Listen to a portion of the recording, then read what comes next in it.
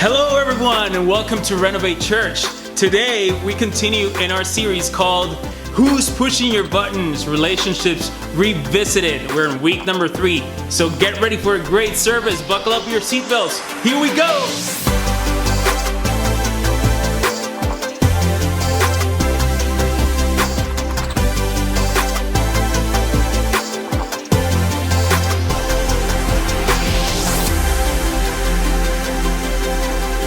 Hi, Renovate community. My name is Pastor Nello Velez, and I'm so glad that you've been able to plug in with us, near or far. If you're near to us here in the Austin area, or if you are from afar, the internet has been able to connect us through this time, right? So we're glad that you're here with us. As I told you earlier, we're today on week 3 of our series, Who's Pushing Your Buttons? Relationships Revisited. It's all about redeeming relationships. It's all about that there is hope in restoration, in redemption for our relationships, right? God is with us through it all. So here's a verse in Deuteronomy 31:6. It says, "So be strong and courageous. Do not be afraid and do not panic. Do not panic. For the Lord your God will personally go ahead of you. He will never fail you nor abandon you." Do you believe it? I believe it. I've experienced it. And we're going to declare it through worship today. So join me in prayer as we come into worship together. Lord Jesus, we thank you. We thank you for your presence. We thank you for being with us along the way in every situation, in moments of joy and in moments of difficulty. We thank you because you're the Lord that is present in our life. Receive this worship from our hearts to you. In Jesus' name, amen. Let's celebrate God's love because there's nothing better, there's nothing greater than His love. Amen.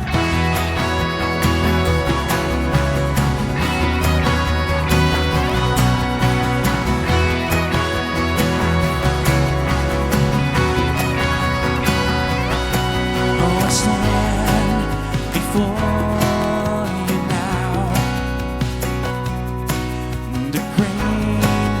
of your renown, and I have heard of the majesty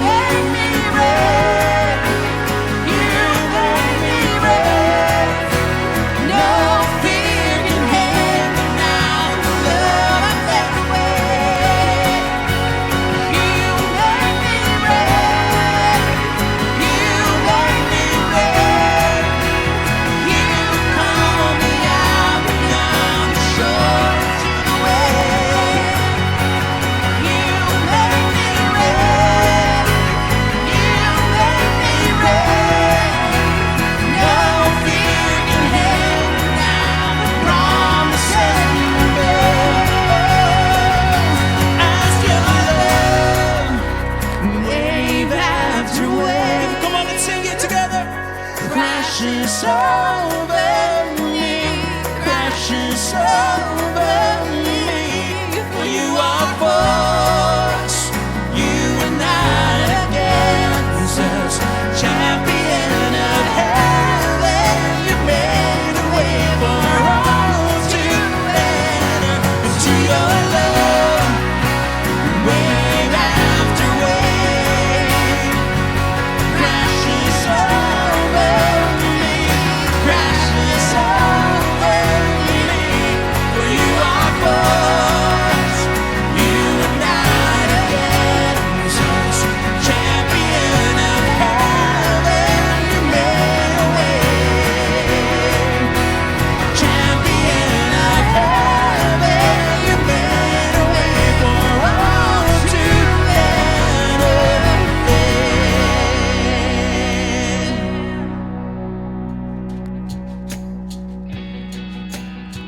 We continue to celebrate your love, Lord, because everything else may fade away, but your love stays the same forever. Come on, let's sing together.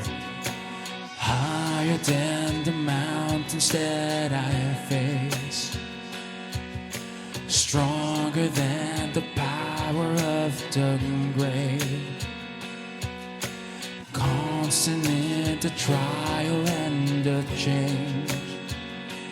One thing remains, this one thing remains. Come on. Your love never fails, never gives, and never runs out on me. Your love never fails, never gives, and never runs out on me. Your love never fails, never gives, and never runs out on me. Your love. Are you ready? Come on. And on and on and on and on it goes.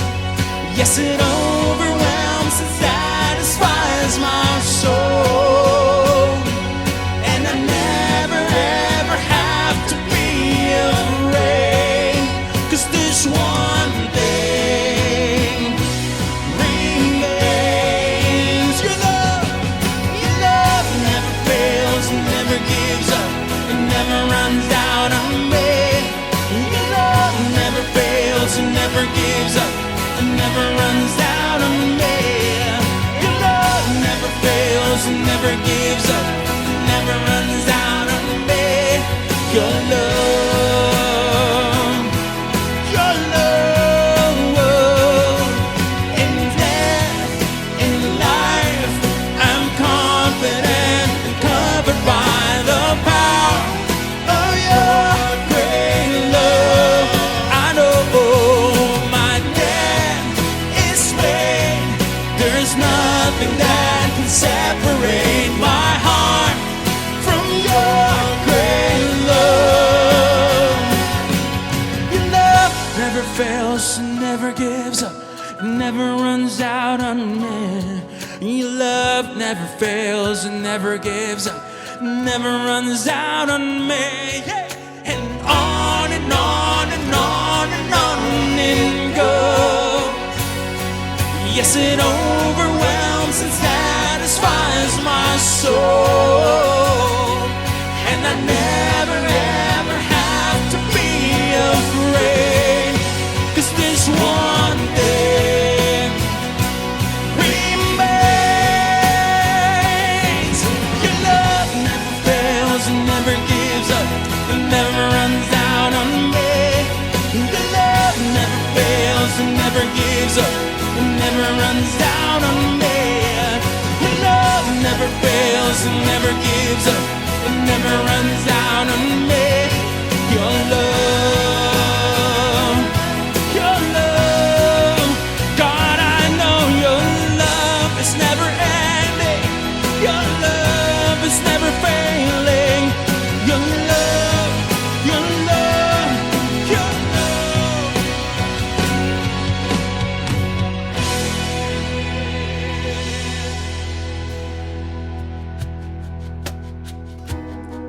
The Lord said to us, I will never leave you, I will never forsake you.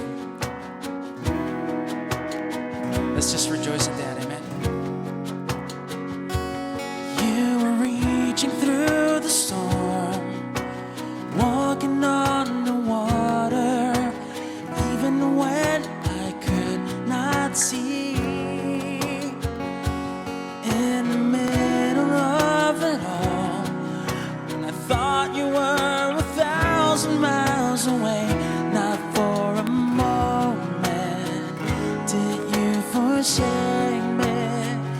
Not for a moment did you forsake me. And after all, you are constant. And after all, you are only good.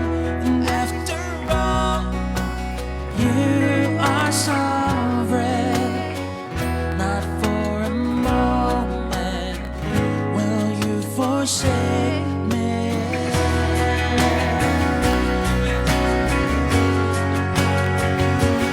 You were singing in the dark, whispering your promise, even when I could not hear.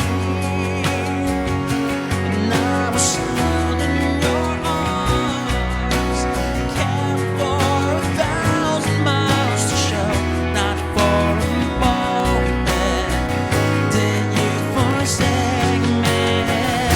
And after all, you are constant.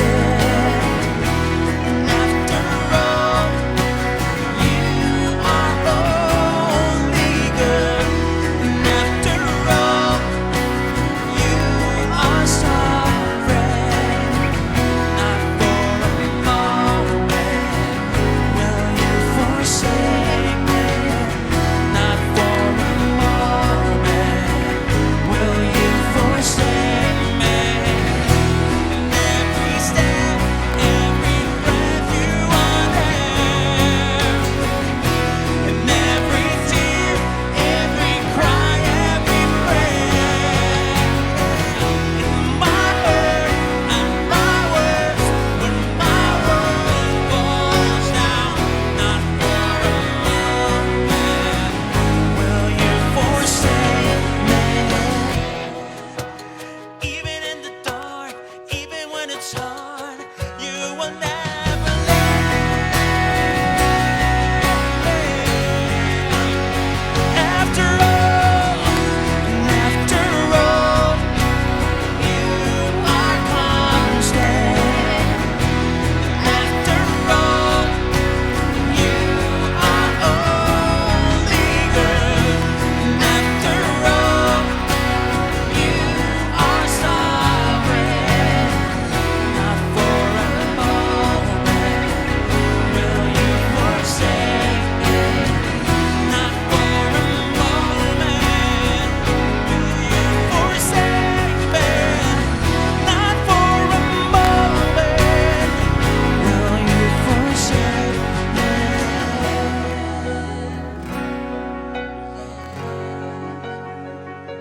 Thank you, Jesus. Thank you, Jesus.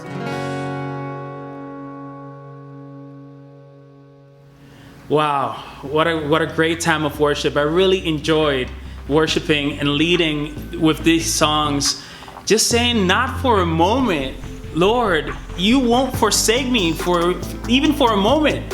It's so great. It's such an immense declaration, such a powerful statement, because God is with us in every step of the way, in every situation. Amen. I believe that. I've experienced it, and I rejoice in it. Amen. Well, guys, here in Renovate, we are all about connections, all about community, all about really plugging into one another and developing those relationships. So while you're at it, subscribe, like our pages, comment. We want to get to know you, and if you want to get to know us a little bit better, you can go to our website, renovatechurch.com, and subscribe to our new newsletter called Live Renovated. Yeah, you will find a lot more information to stay up to date with everything that we are doing during these times.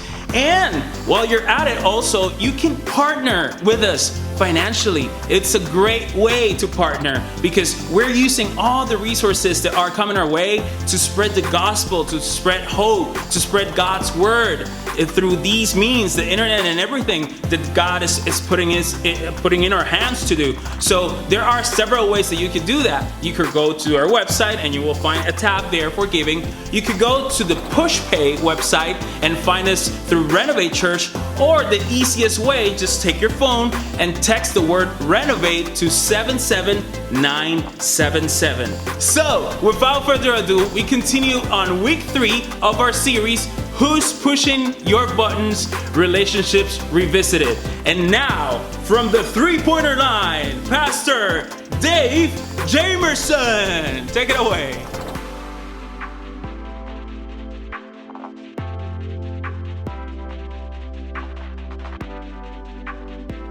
Hey, good morning, Renovate Church. We're so glad that you could join us again for our service. We are in week 3 of a series called Who's Pushing Your Buttons? And really what we're doing is digging down into our relationships and how they can be restored and redeemed. And we've had a great start to this series. I'd encourage you, if you've not had an opportunity to watch week 1 and week 2, to go back and look at those. There's some incredible foundational truths in each of those messages. And so I want to build upon that today as we continue. And so today we're going to begin to get into a little bit more of the technical side of walking out our relationships. And then the last 3 weeks, as I said earlier, we're going to really look at the resources that are available to us that help us live transformed lives and relationships. And so we've been saying that every single one of us have one or several relationships in our lives that are difficult, that are challenging, that cause us exasperation or angst or fear or anxiety, that every single one of us is in that. It doesn't matter if we're a middle schooler, maybe even more so, a high schooler, a college student, a young professional, married, children, relationship with parents, coworkers, neighbors. Right at the center of our lives is relationships. And relationships, the quality of our relationships truly impact every other area of our life. Our physical and emotional health is tied primarily to how our relationships are functioning, the quality of our relationships. Our well-being, our overall enjoyment of life is connected to how healthy our relationships are. So this is a really important thing, and that's why we wanted to have this series, is to sow in to our relationships. So we've said in the first couple weeks, one is that it doesn't matter what situation we're in, that there is hope for our relationships. And we looked in week 1 at 2 of the probably worst case scenarios of relationships and saw how God changed those people and He changed those relationships, which give us hope for our own relationships, because it's important that many times people will tell us that, hey, the way people are, they don't change. That these are character flaws in people and they don't change.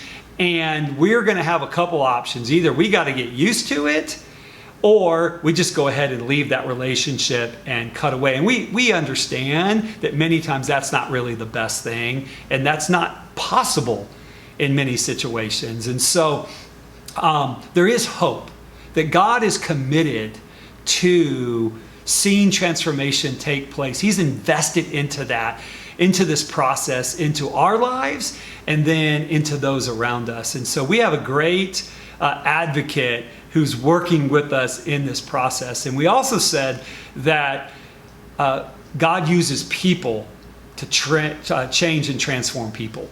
And so God uses people to form Christ in us and character in us and change us, but He also uses us to see that same thing happen in other people. And so And then last week, we talked about two of the most important postures that we can have for successful relationships. And it was modeled by Jesus, and it was this, that we need to posture ourselves in humility and in a spirit of grace and forgiveness. And when that's the position that we come in, and we had a big statement that we made last week that we have to be for the relationship and not just for us and how things are affecting us. And so really good foundation. Let me just remind you again here as we get started what our 4 goals are for this series. First is this: we truly hope that during this 6 weeks that you would be inspired to do the work towards healthy, redeemed, and restored relationships. That you would be willing to do the hard work and commit to doing the hard work to see your relationships not just survive, but thrive. Second thing is this: that you would be equipped to work through relational tensions and challenges, because again, we all do. We all have those things, and relationships make us or break us. And so we hope that you in this series would feel equipped to work through those tensions and challenges. Third thing is that you'd be instructed how to set healthy boundaries in your lives. Boundaries are important. Again, we are not saying that we're just walking naively into this, into relationships, or that we just kind of have this false hope, wishful thinking in our relationships. And we're going to deal with a little bit of that today. That's not what we're talking about. Yes, hope is a foundation, humility is a foundation, but we're not just talking about not being rooted in reality and some real action steps that we can take to grow. And then last, that you would have the practical tools to grow and develop and mature in your relationships. All growth in the kingdom of God, I really believe, is relational growth. How we work out and walk out our relationships really is a reflection on our maturity level. And so God is a relational God. He's called us to walk in relationship with Him. He's called us to walk in relationship with other people, even our enemies and our opponents. And so growth comes as we mature in how we walk those relationships out. So one of the other big things we talked about last week that might have been the biggest takeaway is this: that change is a process and it's not a one-time event. And we have to be committed to this process of change in our relationships. And again, many times we can get discouraged. We can get disheartened when things are challenging. We can want to check out. That's understandable. But we do have to understand, as I said last week, that how God even works with us, that change doesn't just happen like that, that He's constantly working with us and evolving us and changing us. And we have to understand that in our relationships. And so I want to build upon those things this morning. And again, we are working out of a book called Who's Pushing Your Buttons by Dr. John Townsend. He has written, I believe, 25 books. He's a clinical psychologist, over 40 years of practice, and really brings best practices to relationships. And so I want to challenge and encourage you, if you have not got the book, to do it. I've personally gone through it. Our team has gone through it. Really enjoyed it. And a lot of this content is coming out of that. So I want to look this morning at 10 things that can keep us from having restored and redeemed relationships. These are things that we might have tried. They might be patterns in our lives.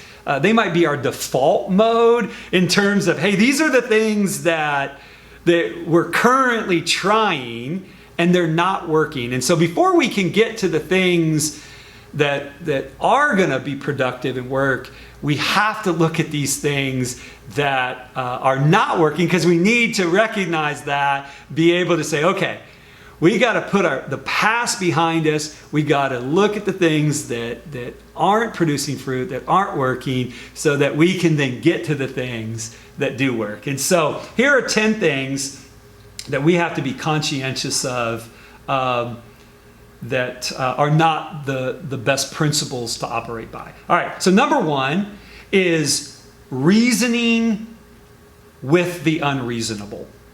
So a lot of times, as we're walking in relationships, we can fall into this trap of thinking that why doesn't this person perceive and do things and act and respond like I do? Like if somebody came to me and shared this particular truth with me, I mean, man, I would certainly respond this way.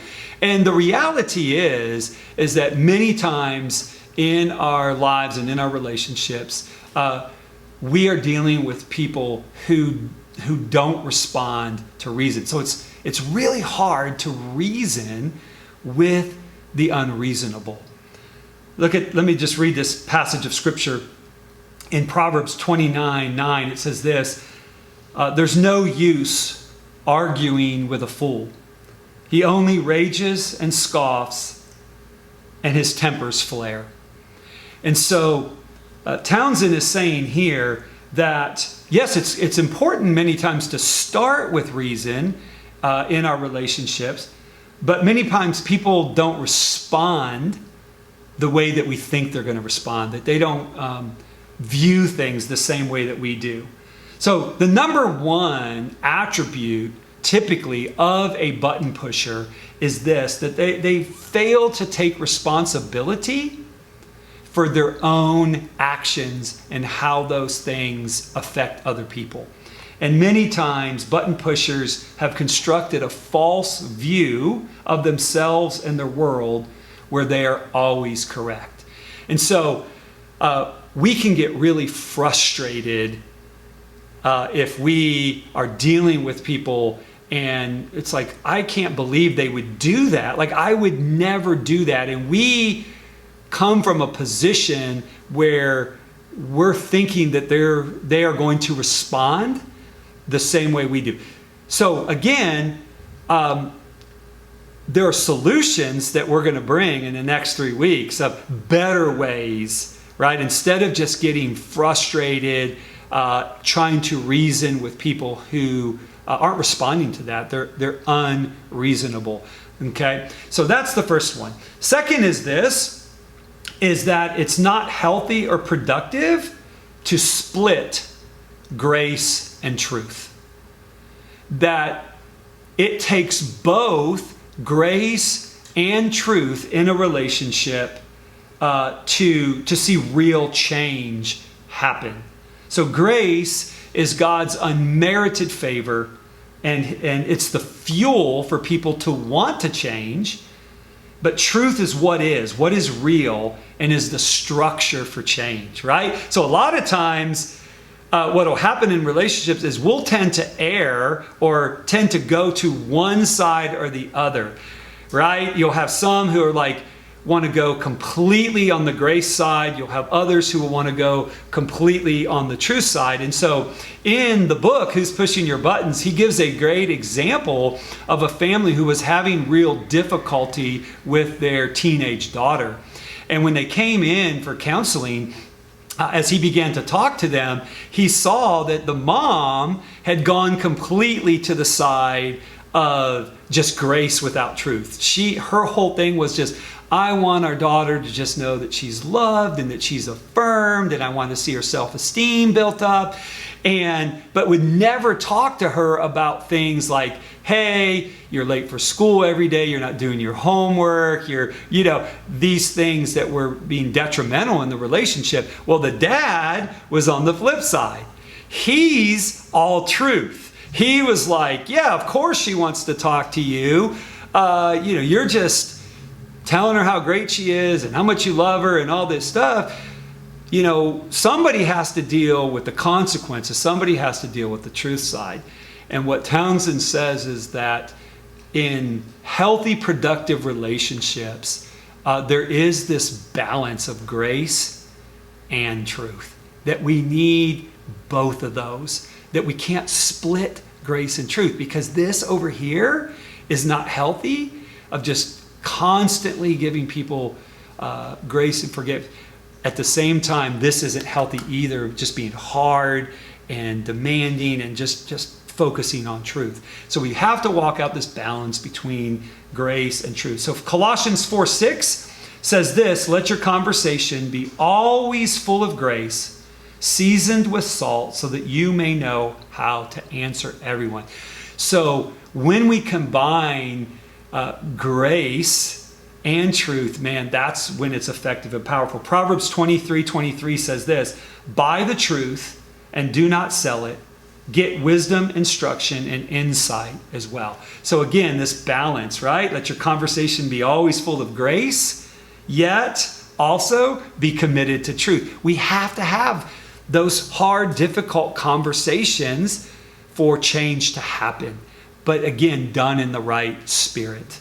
Third thing that just is a prohibitor from real change happening is enabling.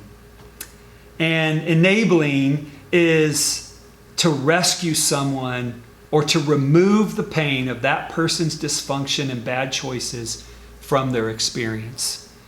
So we actually, when we are enabling things, we actually become a part of the problem and not the solution. This can be done by just avoiding conversations with people, avoiding, not wanting to confront, covering for them with family and friends, blaming others on their predicament, paying for things when they are irresponsible, right? So enabling is not the direction either. That's not the redemptive course, okay? And it's easy to fall into that particular pattern. It just is.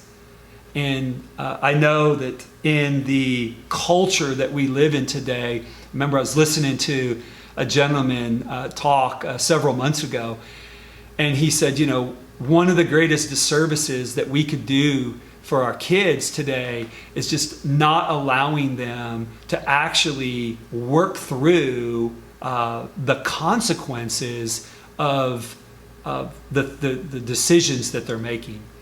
And he gave so many examples of parents today that as soon as maybe something goes wrong in a friend group, you know, we have to swoop in and insert ourselves in the midst of that situation. Hey, maybe if something goes wrong at school with a teacher, hey, we're down there demanding our rights and, you know, and protecting it. Hey, and maybe never even asking, like, hey, what did they do, right? Then there's times where maybe they get cut from a team or they're not playing as much. And parents today, right, swooping in and coming and talking to that coach and demanding playing time, or I'm going to get you fired and all this stuff. And many times we think that we're helping, and we're actually hurting and hindering the growth of that other person. And so again, to enable is to rescue someone, to remove the pain of that person's dysfunction and bad choices from their experience, which doesn't allow them to transform and to change. Fourth thing that doesn't work is nagging. So nagging is a pattern that we can fall into. It's just ineffective. It always, or almost always, makes things worse. It's an ineffective way to bring resolution and change, because ultimately what it does is it empowers the other person, because we find ourselves reacting and not responding. And anytime that we're reacting or overreacting, it's just not healthy. It's just not a healthy way to bring about change.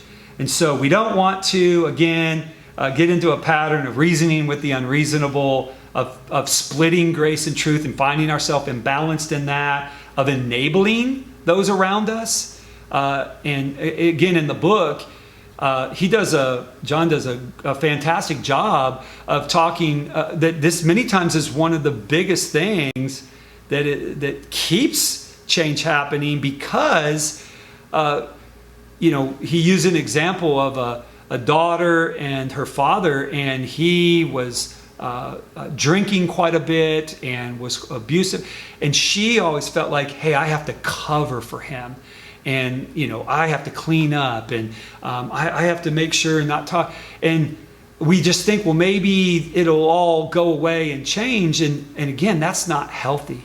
And so we don't want to enable, we don't want to nag, we don't want to threaten with no follow-up.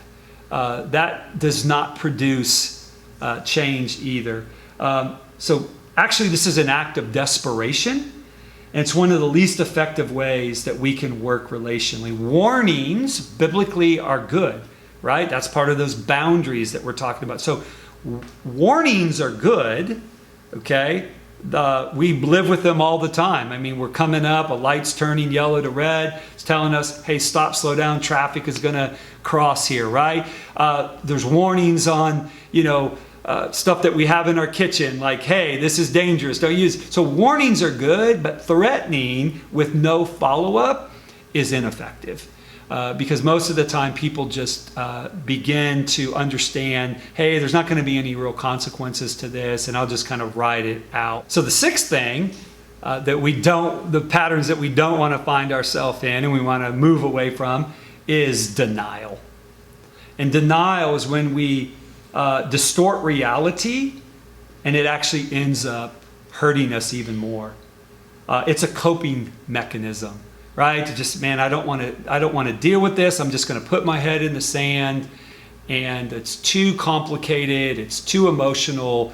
I don't want to deal with this. So why do we typically move into places of denial in our relationships? Well, many times because we don't know what to do. Right? We're just overwhelmed, and it's just easier to just say, you know what? I'm not going to deal with this. Many times we don't want to deal with the discomfort that this conversation is going to have, that it's uncomfortable at times. Many times we fear loss, or we fear conflict, or we feel that person withdrawing from us, and it keeps us from really moving towards healthy relationship. Or we don't want to appear as the bad person, like, I don't want to be that person, right? So I'm just going to go ahead and move into a place of denial. So listen, it's critical in the midst of everything that we're going through.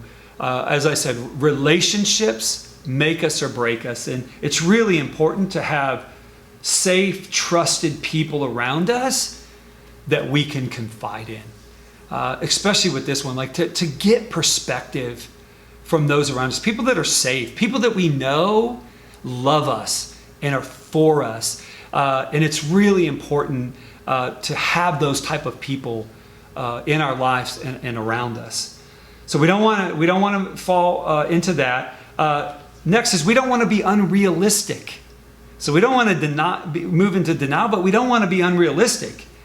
So unrealistic is just this perspective that we've talked about a lot, that, hey, I should only have to tell this person one time, or I should only have to deal with this one time, right? They should get it. It should be done with. We should be able to move on. Hey, I should be able to make one appeal, one confrontation, one invitation, one threat, one consequence, and this situation should be changed. And if I don't see change, then I'm going to walk away. I'm going to give up. I'm going to become disillusioned, hopeless, or angry. As we've said from the beginning, change is a process, and it takes time. And many times it takes many conversations and much hard work to see that change happen in our relationships. Eighth thing is this. We don't want to over spiritualize. And there can be a tendency to do that, right? And over spiritualizing things usually comes in three forms. Here's what they are. Number one is we preach at people. And, we get Bible scriptures and we just want to berate people like, look, here's what it says and this is what you should be doing. And hey, I've actually fallen into that quite a bit myself. I know as we were working through a really challenging time with our second son, Elijah, and I thought early on, man, I'll just open the Bible and show all these scriptures, and we'd be driving somewhere, and the Bible says blah blah blah blah blah blah blah blah blah, and it was just really ineffective, right? And so over spiritualizing things. Hey, one thing we don't want to do is preach at people, okay, and use Bible verses as a club, right, to hit them. That's just not the appropriate thing. Okay, second thing that we can go into is passivity, right? It's withdrawing. Hey, you know what? I'm just going to pray for this person. I'm just going to, I'm not going to do anything to solve the problem. I'm just going to completely put it into God's hands. And trust me, there is an aspect of where we do have to completely entrust loved ones and relationships into the hands of God, but not at a complete imbalance where there's just complete passivity on our part. And because the Bible does paint this picture, and we've said it a lot in here, God is involved in this process, but he's also using people to impact people, right? And so we are co-workers and co-laborers with God, with Christ. So we have things that we are definitely called to do, right? God's called to do his part, but we are also called to do our part. So we don't want to over spiritualize and go into just passivity. Okay? Last thing in that is probably the most dangerous is going into pride. So it's 3 P's: preaching at, passivity, and then pride. And really what this is it's coming at a place where we come at people and at relationships with this attitude of superiority. And we think, I've not struggled with it. The problem is all you, and I'm this incredible spiritual person, and I don't struggle with that, and da-da-da-da-da. That is not healthy. That actually is an incredible detriment to seeing real redeeming and redemption in our relationships. So we don't want to move into this thing of over spiritualizing the problem, preaching at people, passivity, or pride, superiority. Those don't work either. And so last 2 is that taking unhealthy blame. Taking unhealthy blame is where we begin to take too much on ourselves. It's really my fault that this person is acting this way. I can just tell you firsthand, as we were raising kids, man, I would do this all the time. I would think, oh my gosh, when I yelled at them that one time, is that why? Or, why is this happening to us? Why is this happening to them? And I would start to take the blame. Maybe I didn't pray enough, or maybe that one time when I did something wrong, or, God's punishing me in this. And this isn't a healthy place, a posture to be in, is where we take unhealthy blame. It's my fault. If I would have just done better, if I would have just been better, if I would have just done more, right? It's my job to fix them. And if I do this and this and this, then everything's going to be okay. That's imbalanced. It's wrong. And I remember as we were working through some family things a couple years ago, and one of the counselors just said this. He said, you can't blame yourself. right? Sure, you have a part to play in this, but guess what? Other people have their own responsibility and they make their own choices. And you just have to understand that they're making choices. And you can't beat yourself up about it. And man, it was really healthy to hear that. So we don't want to over spiritualize. We also don't want to take unhealthy blame on ourselves. Last thing is this. We wait for permission. We wait for this exact right time. And listen, I get it. There really is truth to being patient in our relationships and being polite and gracious, as we talked about, but not when it causes us to completely avoid important conversations that we need to have. It's this mindset of, hey, I'm only going to speak to them when I'm invited in, right? I'm just going to wait for that perfect time and where they come to me and they say, hey, I'm really noticing some things in our relationship and I really want to, invite you in to have a conversation about that. Oh, great. That's not healthy either. Because here's the thing. Most people in reality are probably unaware of how they're affecting people. They're probably unaware, but I know in my life, the biggest changes in my life have come from loving people who've come to me in a spirit of grace and truth and who have pointed out inconsistencies in my life or attitudes or actions in my life that I was unaware of. Wow, is this how I come across? Is this how I'm perceived? And then you're sitting around and loving people, your wife and maybe close friends, and they're saying yes. And it's like, okay, wow, I have blind spots. I needed to hear this. And so many times people who are pushing our buttons, those tensions, they're unaware. And we have to, again, not just wait to be invited in, we have to move forward and be willing to have those conversations. Sometimes they're also not wanting to change, right? And it's like, hey, as long as everything's okay, I'm not going to deal with this or have a conversation about this. And then last,